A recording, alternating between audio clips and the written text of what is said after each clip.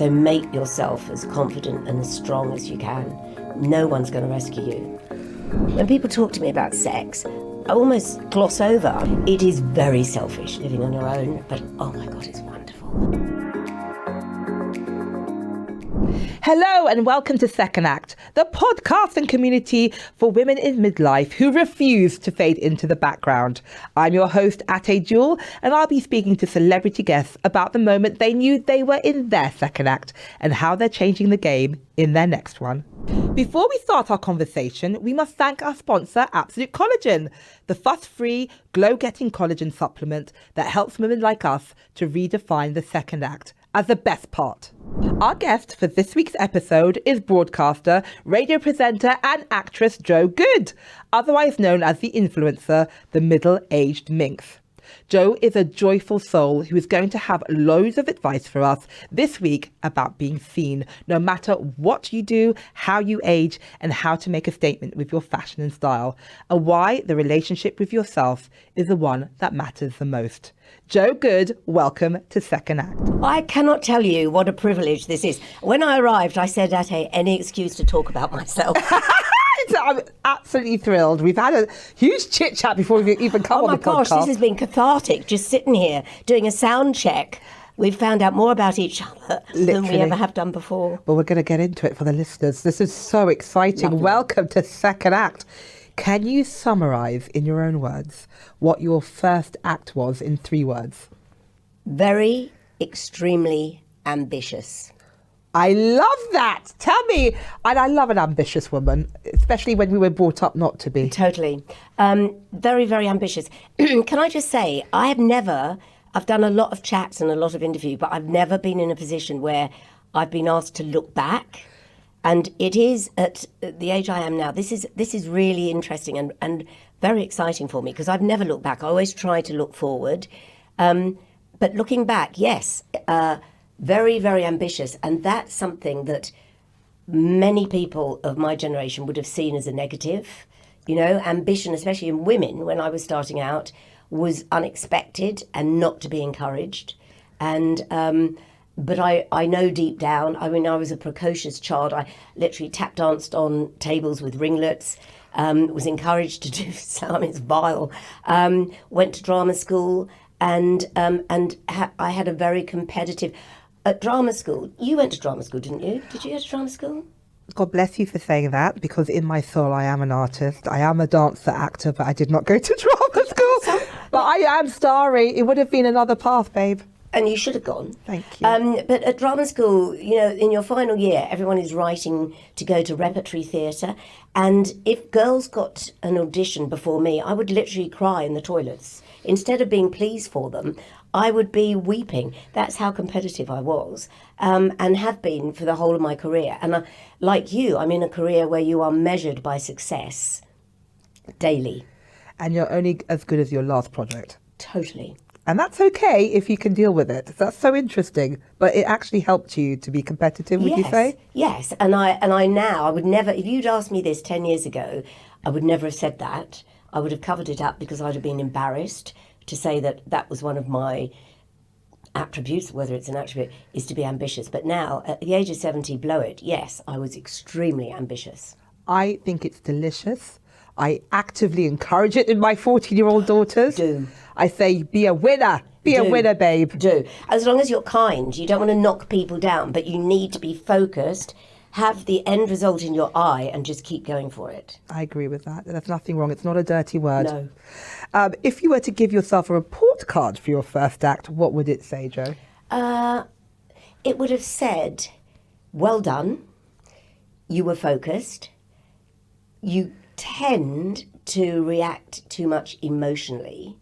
I've always envied the intellectuals out there who don't get emotional. They will deal with, and we've all had hurdles, they can deal with hurdles in a quiet, measured way. And I just lose it.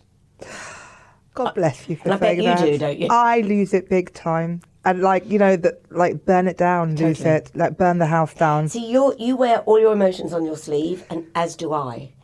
So on my report card, that would be the final saying could be a little less emotional in her reactions. So to be angry and to be kind of go-getting and da-da-da when you're a man is a positive, but for us it's a negative. And that's why, at the risk of being political, there should be far more female politicians, because they will emotionally talk it through instead of just curtly dealing with it and taking the shortcut. There's too many shortcuts. I can't believe I'm sitting here talking to you about women in politics. No, but there should be more discussion. There should be more emotion. There should be more emotion and discussion, and instead of just acting without chatting it through. Yeah, I love that. It's a rewiring of how we see society, and so I say be emotional. It's a good thing. It's what separates us from the animals. Yeah. You know, it's why somebody said to me once, you love theatre. If you want to see an adult at their most childlike, go to the theatre and sit next to someone and look at their face, because we allow ourselves to be taken into a fantasy. No other animal, no other species does that.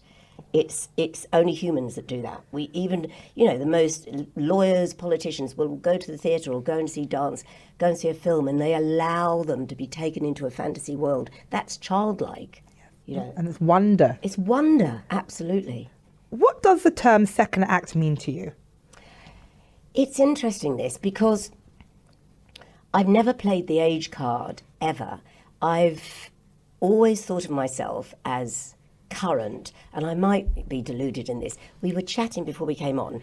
You are so lucky, you've got twins, and I don't have children, and I've never wanted children, so I consider myself child-free.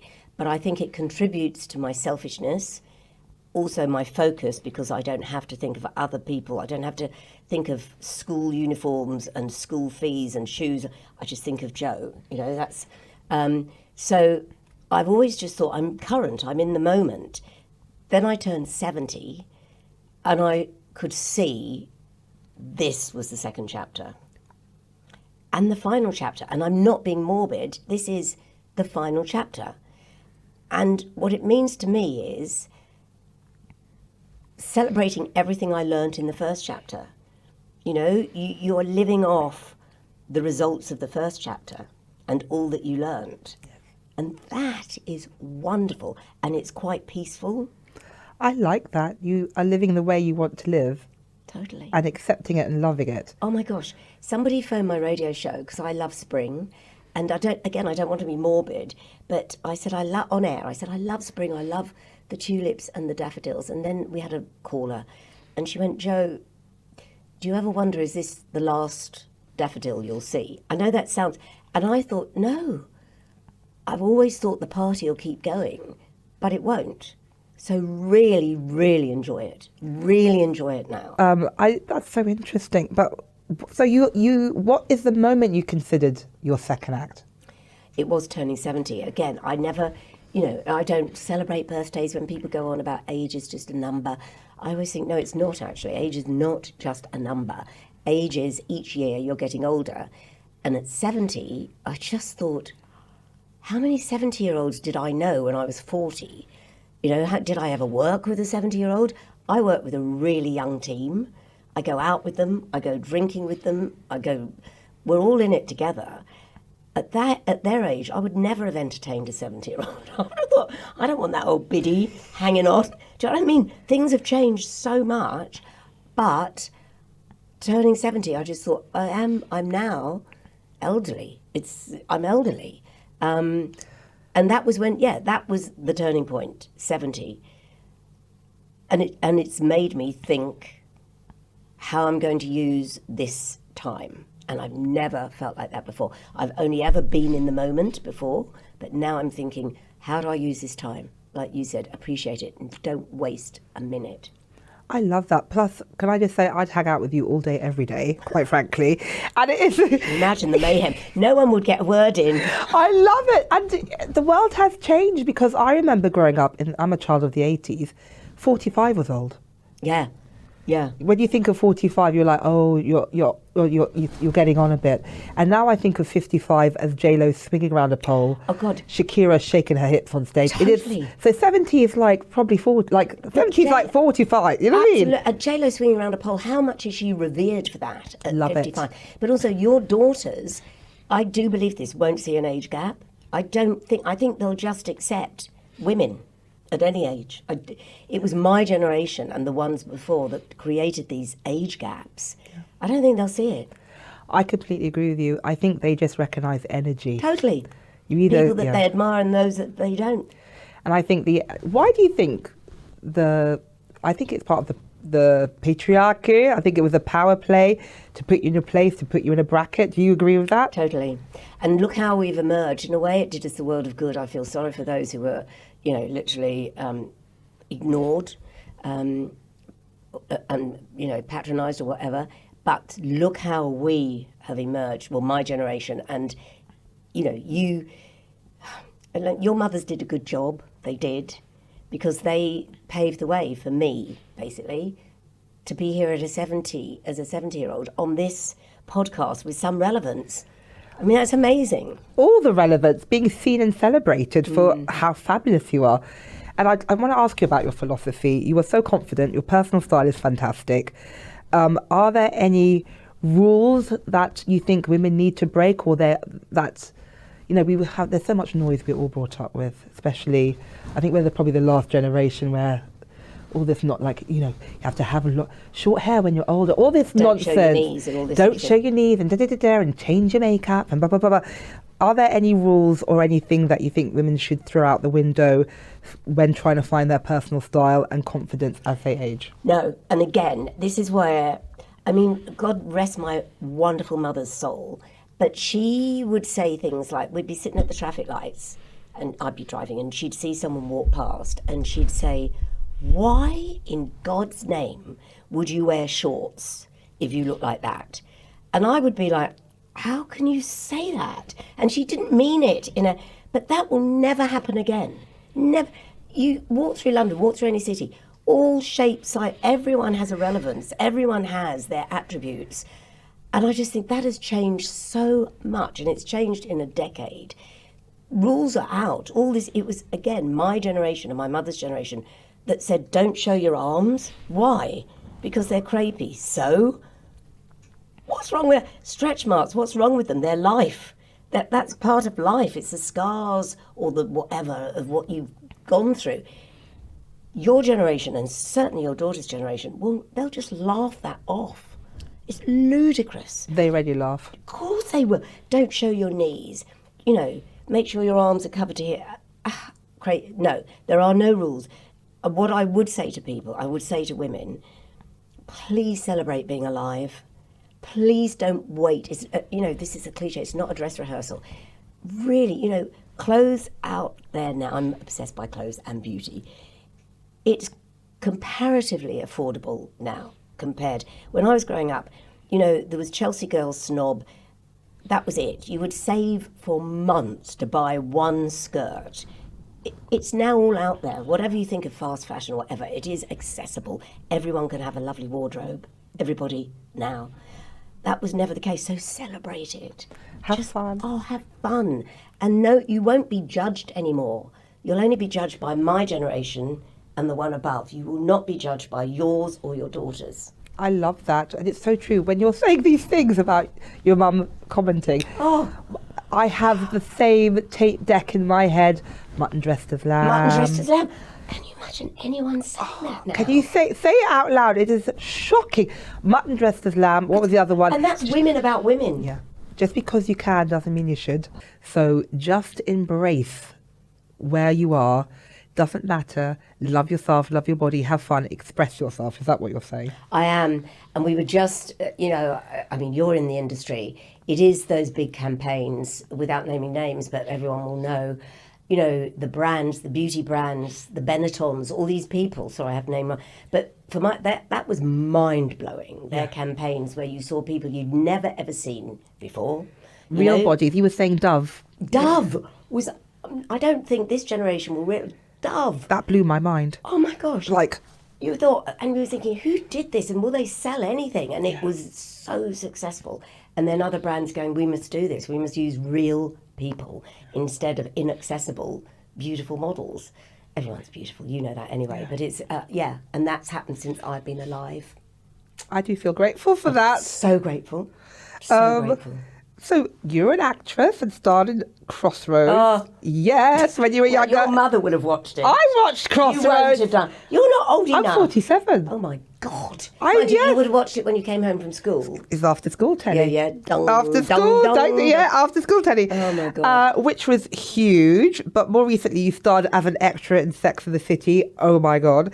Did you get to meet SJP and did you share style tips? What was that like? No, I didn't. I mean, we literally were extras. It was because my partner at the time and I were in New York. We were actually there when they were filming in the big, what's it called? Upper East Side, anyway, Upper West Side, sorry. And we were just there amongst crowds of people. It was her going to her wedding, and we were all stood outside. My God. So we were literally crowd. We were just crowd. But I was speechless. I couldn't move, actually, because I saw the Miranda and everyone being escorted by their dressers over the road. And we didn't know what was going to happen at the wedding. And SJP had that amazing hat. Do you remember the hat? Yes, the blue. Oh my God, I'd have done anything to be in that series. I'm a little bit disappointed by the sequel, but maybe we won't go there. Are you watching it or not? And just like that, I am enjoying it because it is so beautiful to see midlife stories in women. And the fashion. And the fashions, but interesting. Tell me what you think. I miss Kim. Yes. I miss Kim Cattrall. I actually miss Big, and I know that's controversial. I thought he was wonderful in it. And we've all been in love with Big. I think especially women of a certain age, we were brought up to love that toxic man. We wanted that man in a limo to say, "Can I give you a lift and get in?" I mean, can you believe that? Mr. Emotionally Unavailable. Emotionally unavailable. The fantasy man. Yeah, I mean, but I will watch SJP do anything. I've watched every interview with her. I love her. And again, I love the fact that she lives in New York. It's her backdrop to her life. And she's quite fabulous. She's gorgeous. And you're fabulous too. Oh, God, to be in the same sentence as SJP, thank you, Ateh. And the wedding scene, that is huge. That's a forever thing. Absolutely, and that hat was amazing. I love it. What is the best piece of style advice you've ever received?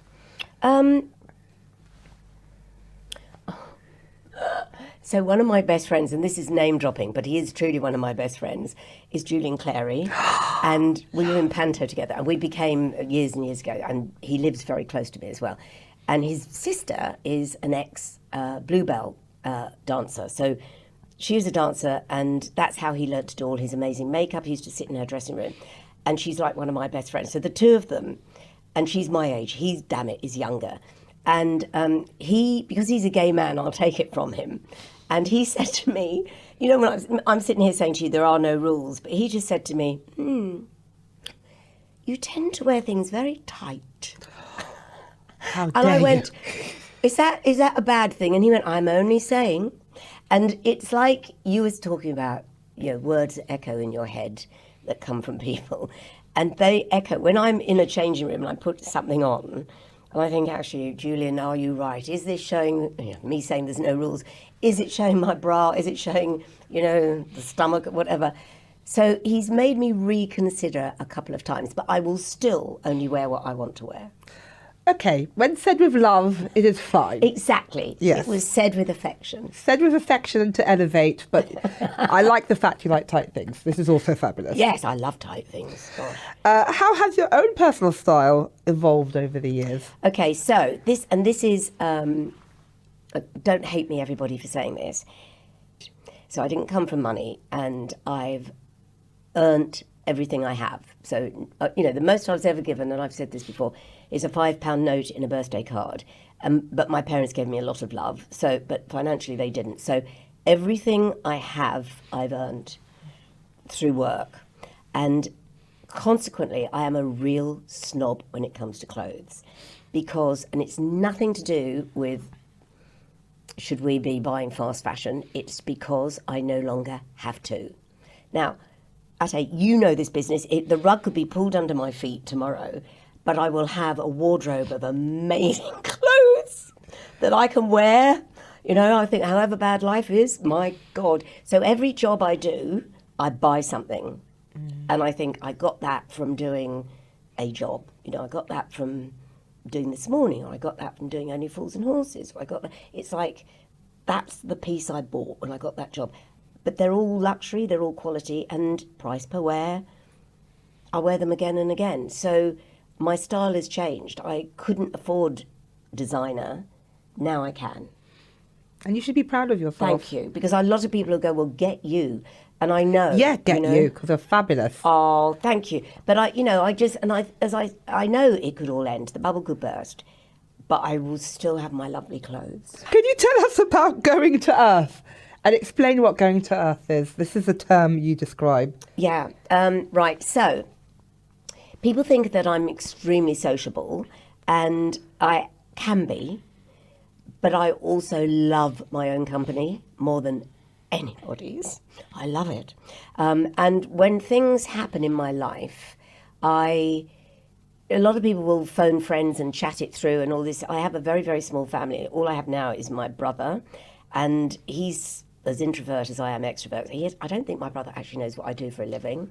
I mean, and I don't think he'd approve of me showing off to the extent I do. Anyway, he's the last person I would call. I have a lot of really good friends, but I don't call them. When things happen, and I can say this, something happened when I worked at the BBC. I had a primetime afternoon show on BBC Radio, and through COVID, we were broadcasting from my flat. So they closed the BBC, and they delivered a kit and said, plug it in. And so I literally broadcast every day from my flat. So I had a good pandemic. That sounds awful, because I felt like I was doing something useful. Yeah. And we had a massive audience because no one could go anywhere. They were all tuning in to BBC London if they were in London then. So we had this huge audience. And then at the end of it, and I knew it was on the cards, they said, okay, Jo, we're moving you onto a later slot.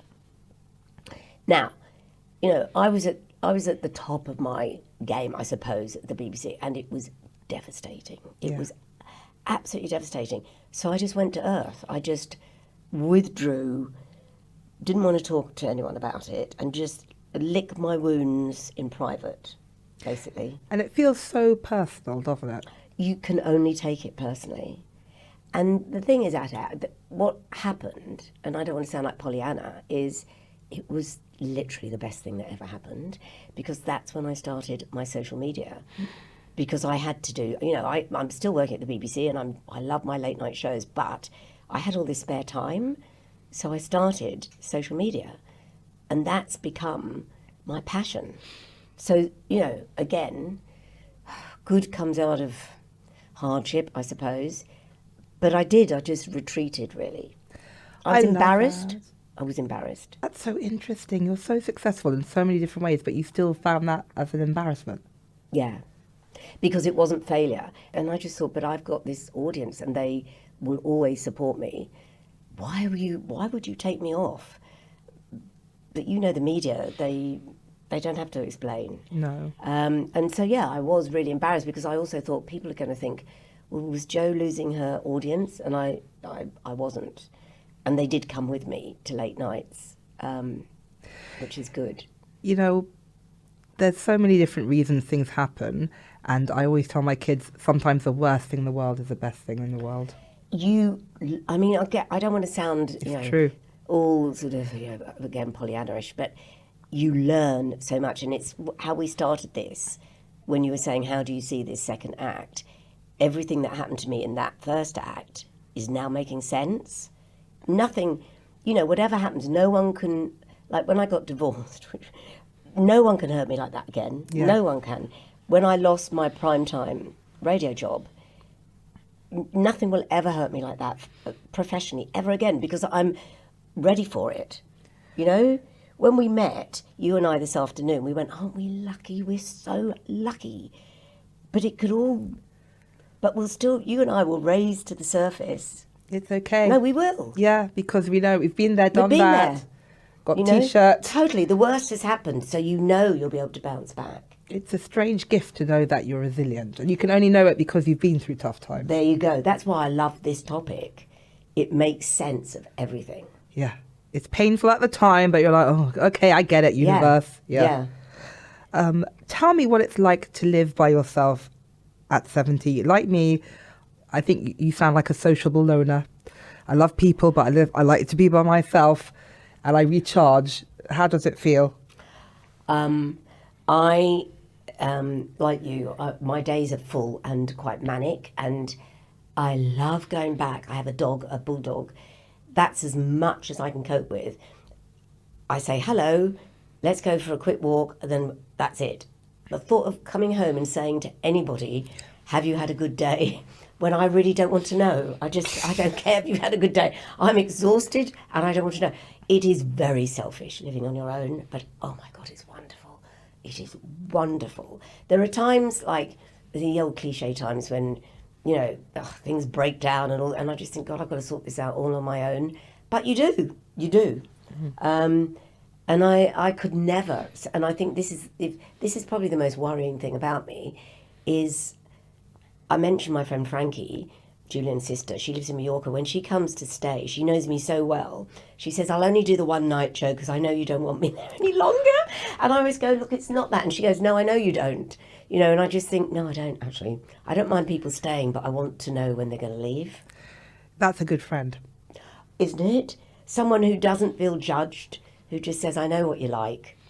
So, you know. No, you're right. It's the ultimate acceptance. I love and see you and accept you and I'll be one night. Yeah, thank you. Exactly. And then I'll go and leave you alone. Hey, you live in London. Yes. Why have you chosen to live in London? You haven't flown to the coast or the Cotswolds like me. What do you love about London? Do you know what, I can sit and talking to you, I know why I lived in London, it's making sense as I'm talking to you actually, is that there is a choice of being in the party or out. I live on a very busy high street, right in the centre of London. I open my front door and it is all happening out like a movie set. Then I can go inside, shut my door and be on my own all day for 3 days if I want to. So there is choice.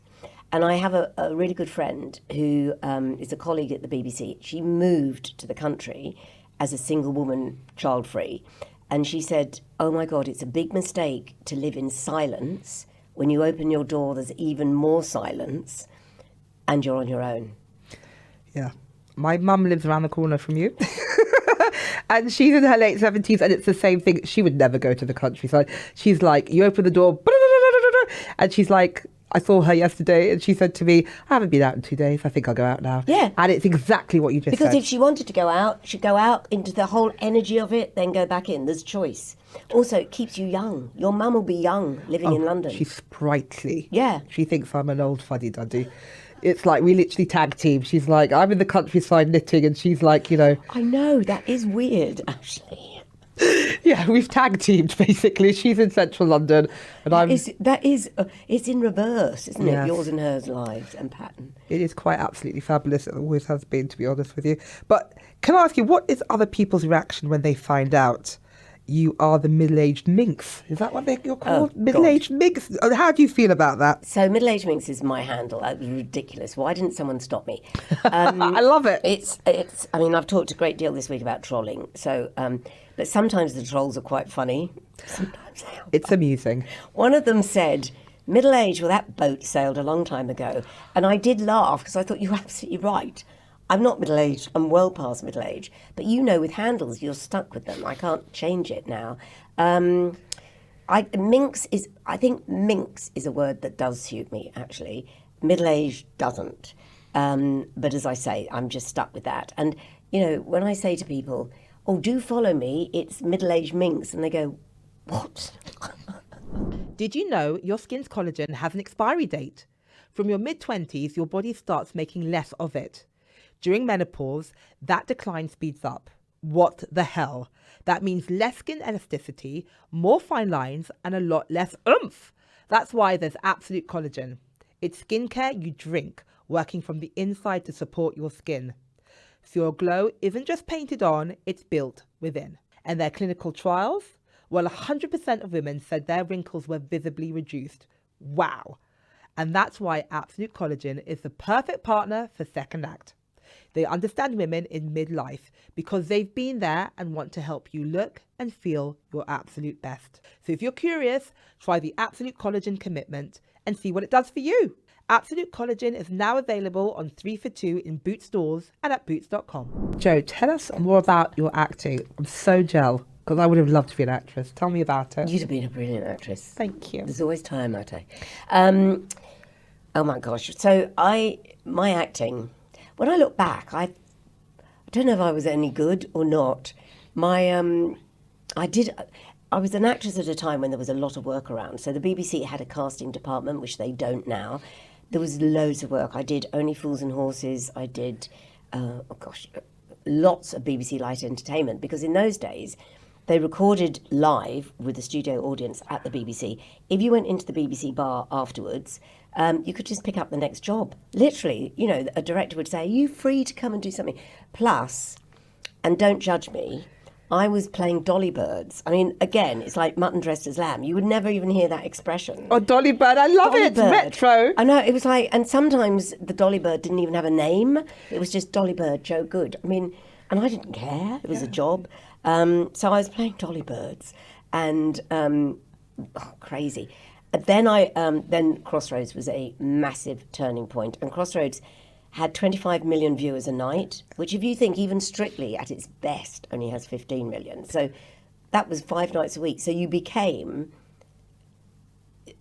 so famous overnight, because whether people liked watching it or not, they watched it.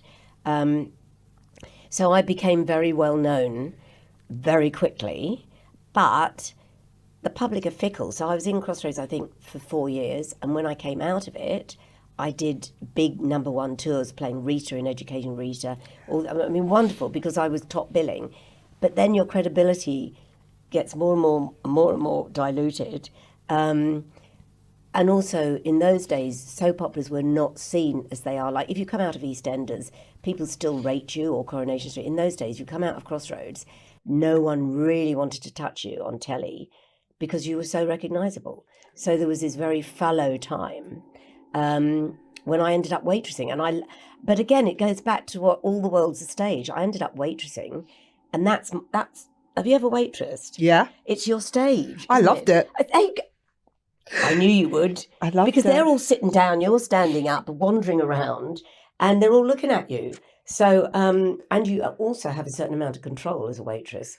So I waitress, and actors are, whatever actors do, they do it to the best of their ability. So I was a really good waitress. I think I was a better waitress than I was an actress. That's hilarious. We were talking about your first marriage and love. My only marriage. Your first marriage. Well, there's still time, my love.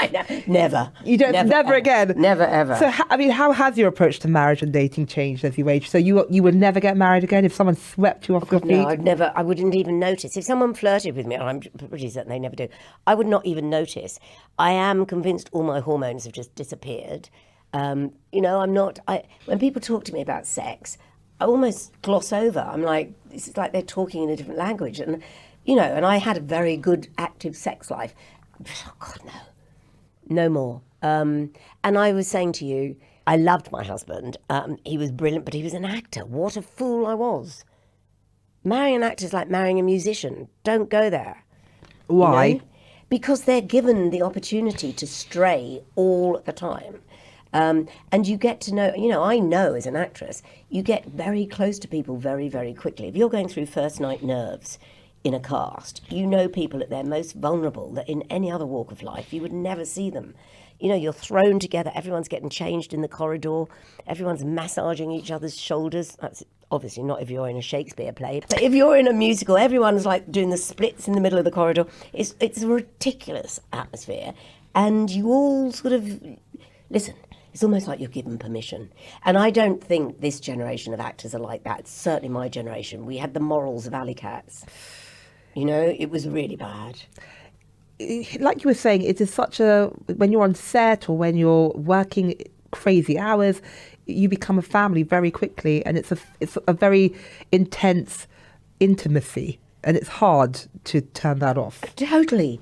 And it is very quick, as you say. It's very intense and it's very quick, and you don't, in most walks of life, ever see people in that situation. And then you all on the last day swap numbers, and then you go and then you never speak to those people again. You move on to the next circus or whatever. But I still, musicians and actors, they are hugely attractive because this. Talent is an aphrodisiac. There isn't, my husband, when we were married, was in Greece. He was playing Elvis on stage at the Old Astoria Theatre. And I used to watch him thinking, oh my God, I married him. It was such a turn on, and yet if I'd seen him being bad, it would have been a complete turn off. But talent is very exciting. Yeah, creativity and talent. It's like there's nothing sexier than nothing sexier. Hairdressers and chefs. No. For me. Hairdressers? Straight hairdressers. They're bad boys. They're very exciting. Hang on a moment. Sorry. I know this is your podcast, but what is it? What, them touching your scalp or them having control over your hair? I think hairdressers, there is that ease of talking to women. They're making you feel beautiful. They are giving you so much on so many different levels, and they can have a chitty chat. Yeah. Actually, you're right. Having said it like that. And chefs I can understand, because somebody said to me once, people who are passionate about food are passionate, full stop. About life. Food is life. Exactly. And the ones to worry about are the ones that don't care about food. Yes. Because it's very passion driven. Yes. So it's all these creative types. So your approach to love and marriage has changed? Has it changed? Or you're just not bothered? I'm not bothered at all. I'm really not bothered at all. And I feel like I've earned the space to not have any relationship, any romantic relationship in my life. I just couldn't do it. It's almost like I burnt myself out from it, because I'd had a lot of great relationships, nearly all with actors, and ridiculous way to carry on because they always end dramatically and with heartache. So now I love the calm of not having one. I love calm. I'm witchy. I feel there's another love affair for you. No. With someone younger. I feel it. Oh. I see that. Now that made me sit up. Yes. Someone younger? Yes. Gosh, that did make me sit up. Do you know, I've never thought about it. Certainly I would never date someone my own age. No. Or older.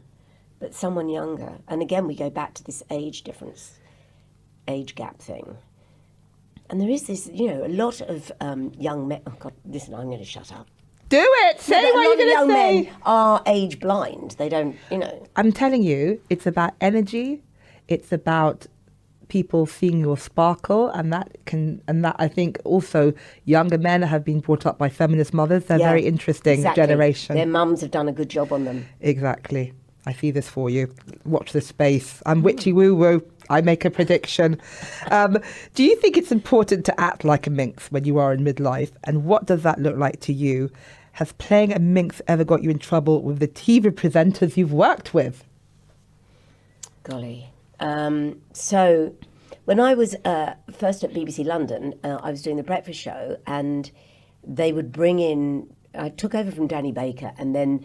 They wanted it to become more family friendly, so they said, let's bring in a stream of male presenters to try out with you. And they were the most hysterical time. So there were people like Andy Peters came in, Roland Rivron came in. Who's the gorgeous guy from Joseph? Oh my God, who's... Jason Donovan? Jason Donovan. I presented with him, Les Dennis. And what happens when you have people like that, they lead me astray. So instead of being the person that was the anchor to it, they would literally lead me astray. And we would get hysterical, literally hysterical. I mean, Jason Donovan and I think we laughed more than we ever did anything. Les Dennis, I mean, absolutely crazy. So, yes, it encouraged me to become quite minx-like. And again, they're just wonderful people. You just think I'm so lucky to be sitting next to them. And then there was John O'Coleman, God rest his soul. So he and I won awards for The Breakfast Show. He came from Heart, and he came to the BBC, and he and I worked together on The Breakfast Show for about 4 years. We won lots of awards, and sadly, he then went back to Australia, and he's passed away. And, I can't believe he's gone, because it's that sort of energy. You just think that light can never go out. But anyway, he was amazing. Oh, I'm so sorry. He was amazing. And I do believe that if you look at science, energy never dies. It's just converted. So there's some kind of conversion, I'm sure. It has to. It can't just go. If you somewhere. think that all that history in one body, it can't just go. It has to. I like that it's converted into something, I'm sure. Yeah, that is a convert. I mean, can you tell us about your experience with bereavement, and if you've got any advice for any of our listeners or anyone who has lost a spouse or a partner or someone who was very important to them like he was to you? Yeah, so in fact, I then lost, my last partner was a presenter as well, and I lost him, and that was awful. Jono, I still see his wife. He's in my head all the time. He used to make me laugh. He was just silly. He was just absolutely silly. And he taught me to enjoy life. He had no idea he was going to get cancer, but he never wasted a moment. So yes, but then last year, I don't know if you know, I lost my mum. So I love listening to you talk about your mum. And my mum died at 99, and she was a yoga teacher till she was 87. I'm now going to get upset. You see, you think that you think you've dealt with it. Never. But you don't, because she was such a big, important part of my life, and I'm fine all the time until I start to talk about it, and I don't know how.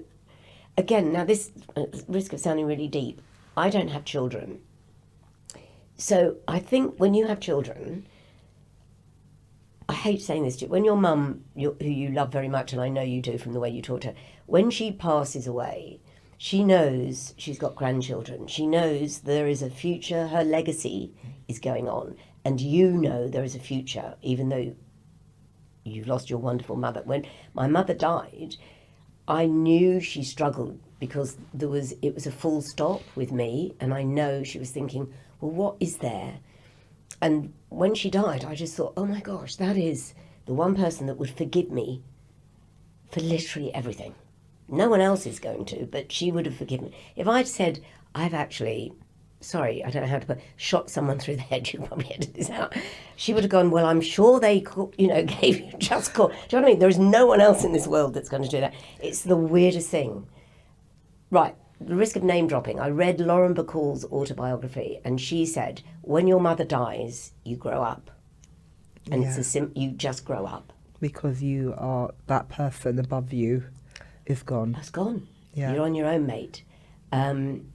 So yeah, it's a weird feeling. And she had dementia, which is horrible.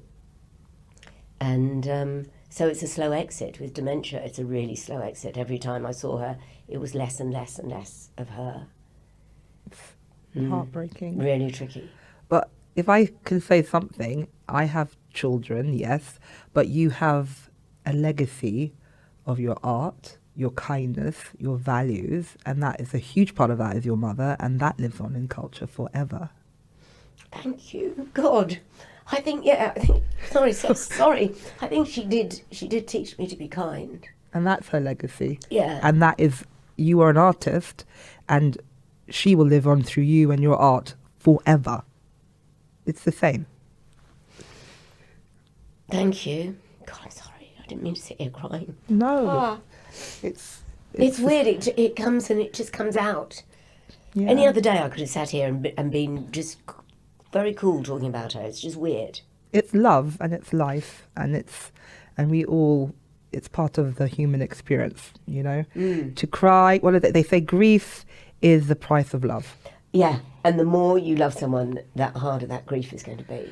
And so it's like, thank you, it's horrific and painful because I loved hard.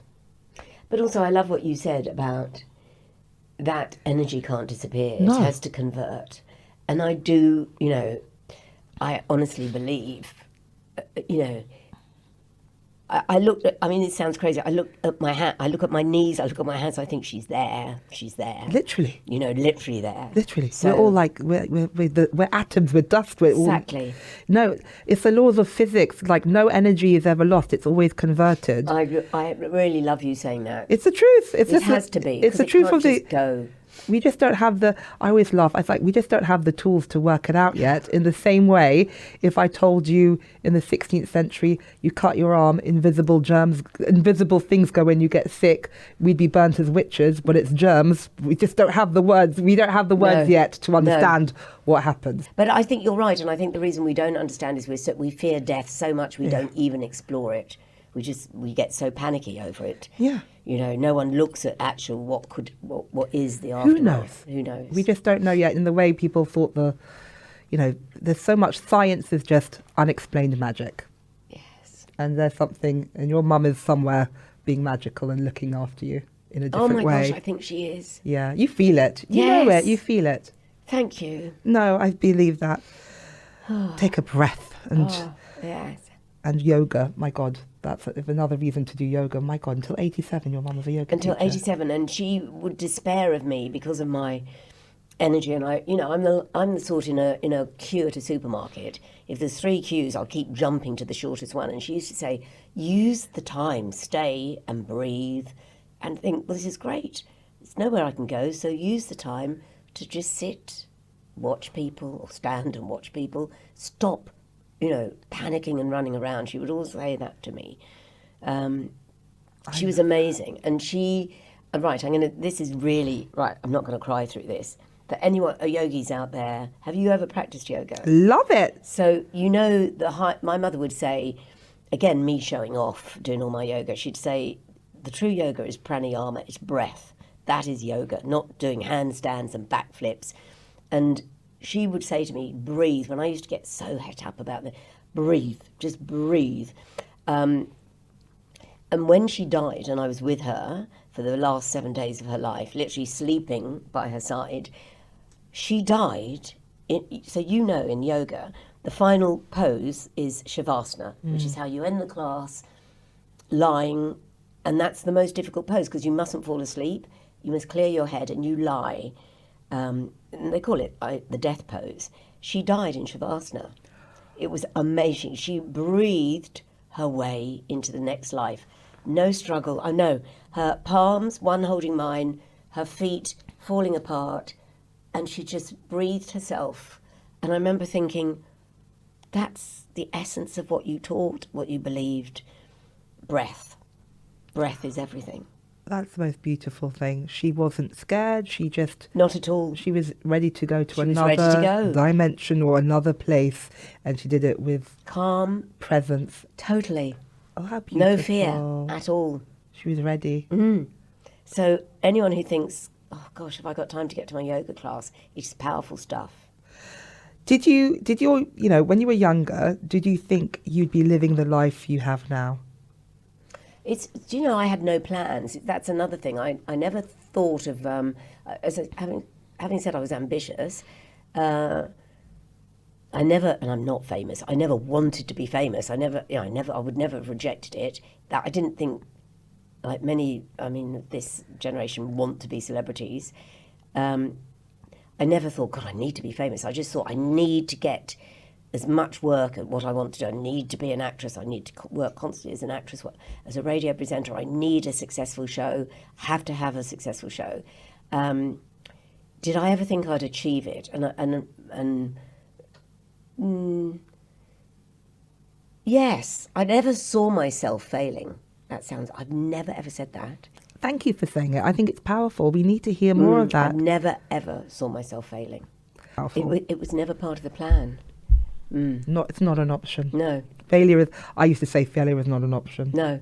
And that's a good thing. And it's not. And to go back on what we were saying is when I lost my afternoon BBC show, whether that was a failure or not, it actually became a massive success in that I went somewhere else. So I went to Earth, but I came back and reinvented myself, basically. It was a gift, really. I mean, how do you nurture self-confidence? Because when you've had some life blows, you've had work blows, and that can dent your confidence. But how do you nurture your self-confidence? I think it is retreating. It's like I recharge my batteries. I go back into my home, which I love. It's modest, but it's right in the centre of London. I recharge my batteries. I have extremely good friends because I have a very tiny family. I have friends who are all cynical. You know, they're all in creative industry, and simply because that's how it's worked out, they know what life's about. So they don't fool me, I don't fool them. We're very honest with each other. And that's it. I suppose I get my confidence from them and myself. I just get it from myself. Yoga again.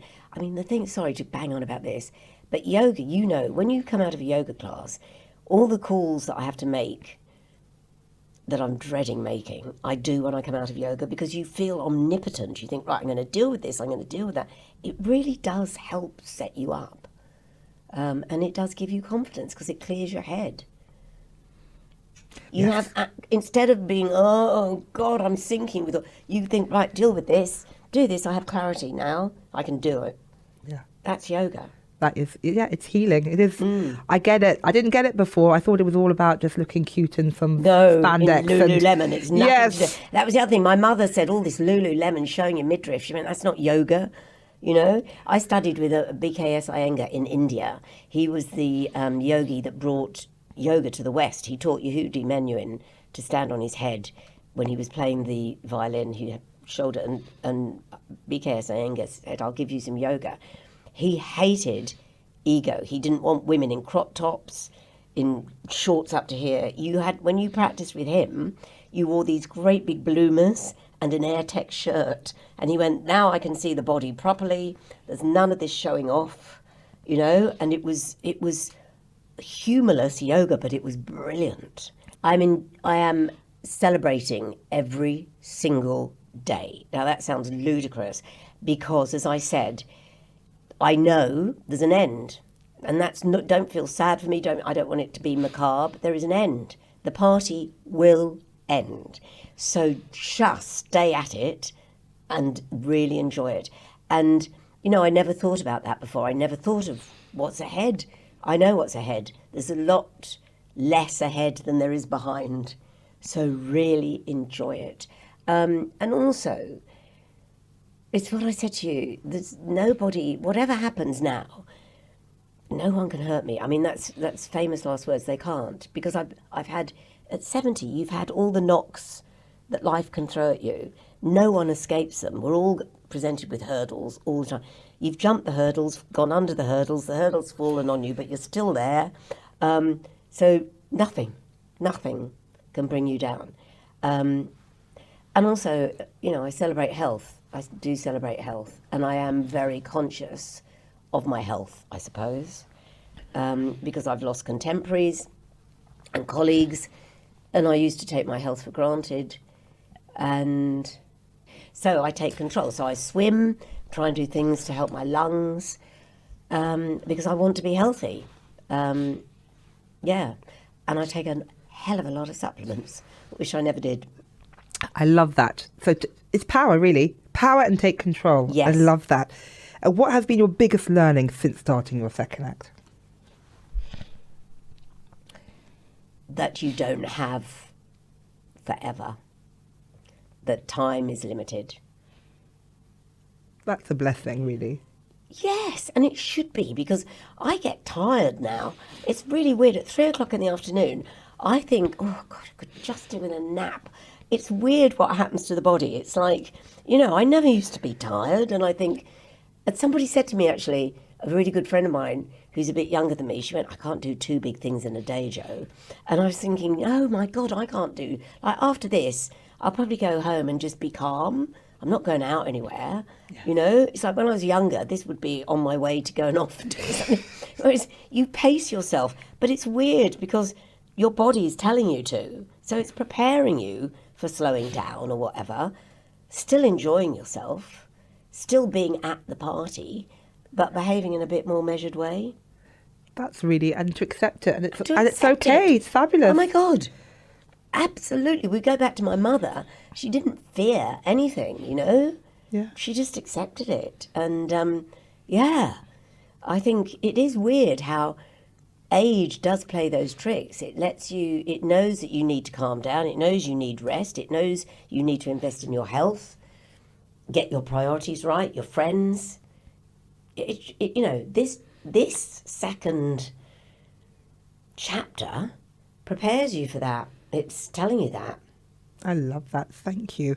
And if you could go back in time and share advice from now, your Joe in your powerful second act, if you can go back to your younger self and also to our listeners, what advice would you give? Gosh, okay. At the risk of sounding harsh, you have to deal with it. You know, this whole thing about you come in on your own, you go out, you have to deal with it. It comes from you. So you can get advice, you can have friends and family, colleagues. You make the decisions, you deal with it. So it's what you prioritize, what you choose to celebrate in your life, what you choose to prioritize can only come from you. Even if you're in a happy marriage, happy relationship, it's still you. That bit in your head is how you're going to live your life. Don't expect anyone else to make choices for you. Don't expect anyone else to take that responsibility. However much you are loved and you love someone, take responsibility for yourself. That speaks to me because the generation of women waiting to be rescued by a knight on a shiny horse. No such thing as a free lunch. Ain't no one coming. Saddle up and get yourself on your own horse. Be so happy with yourself. You know, it's like there's someone, you know her, I'm not going to name her, who I work with, who says when she gets home and opens the door, she has a big family, and says, hello, if no one answers, she goes, I can't go in. Whereas I go, hello, thank God no one's in here. It's me, because I know myself and I can deal with it. You know, just rely on yourself. So make yourself as confident and as strong as you can. No one's going to rescue you. I love that. Amen. It's time for your second act, where we read emails and voice notes sent in by you, my wonderful listeners. This one is from Abby. Hi, Ateh. I'm 68. As a woman in my 60s, I often feel like I'm invisible, like people stop seeing you once you get past a certain age. It makes me so angry. I love what you're doing on the podcast and just wondered if you had any advice for coping with this. How can I celebrate myself when it feels like no one else is? Do you know, it's so interesting, because what I would say is that's probably the comment I get all the time from women 50 plus. They feel invisible. So it's comforting to know if you're in a room, or if you're at Victoria Station or any station, on a bus, on a train or a shopping centre, look around, all those women are feeling like you. So you're not alone. What would you say to them yourself? What would you'd say? Well, no, you're not invisible. You're wearing a nice jumper. You've got your grandchild. You've got, you're living your life. Look at all the bonuses. Just look, you're still here. You're still here. And you're actually, as Ateh and I were saying, my God, our foremothers have paved the way for us. So when you're 70 like me, you're going to have a great time. When you're 80, you're going to have a much better time than your mum or your grandmother. So, and they would have been invisible. They really would have been. You are not invisible. You are celebrated by all generations now. You know, like your daughters, I've said this, will see women of 68 as just a woman, cool or not cool or whatever. Yeah. So, just look around and know that you've got a good 2 decades ahead of you where you're going to have a great time. I love that. And also celebrate yourself. Oh my God, please celebrate yourself. We are so used and conditioned to waiting to be noticed, to be seen, to be validated. Celebrate yourself. Throw a party. Go out with your friends. Go buy something fabulous. Wear the red lipstick. Oh my God, save nothing for best. I mean, it's a cliche. Save nothing for best. Wear all your favourite clothes whenever you feel like it. Yeah. I love that. And you are seen. You are part of the... seen. Yes, we see you, and you are part of the second act family. So, Abby, live your best life. Yes. And know that you are your mum, your grandma, your great-grandma's dream come true, and you just turn up for them. They did all the work for us. Yes. Anyway, thank you so much, Joe. Good luck, Abby. Joe, thank you so much. I have loved this. This has been such a treat to chitty chat with you and to get into it. And I think so many people are going to get such a beautiful, inspiring messages from this. So thank you so much for coming on Second Act, Joe. You've been wonderful. It's a privilege to sit here I wish all of you at home could sit here and talk about yourselves, because it makes sense. It makes sense of what you've gone through. Just talking about it. Everyone should do this. It's quite cathartic, isn't it? Totally cathartic. Yeah. And thank you. Thank you so much, Thank you for Jo. asking me. Thanks so much for listening. If you've got a dilemma or question you need answering, email me at secondactpod@hellomagazine.com. Don't forget to rate us if you enjoyed the show, and you can find all the best second act intel from our experts via the Hello Magazine website. I'll see you next week.